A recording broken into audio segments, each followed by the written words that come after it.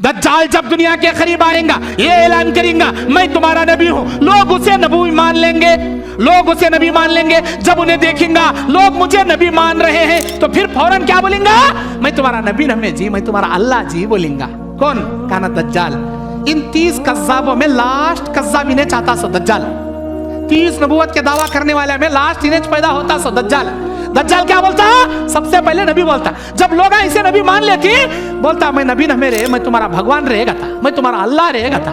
और अल्लाह इसे चंद करिश्मे दिए रहता, चंद पावर दिए रहता, वो पावर कर वो दिखाता, लोग इसे मानते जाते। आज के बिल्कुल नादान लोग जर्रा क्या तो भी हूं मंतर छू मंतर गद बाबा अंगूठी काटे तो तूच रे हमारा बाबा आगत पकड़े छोड़ते घट।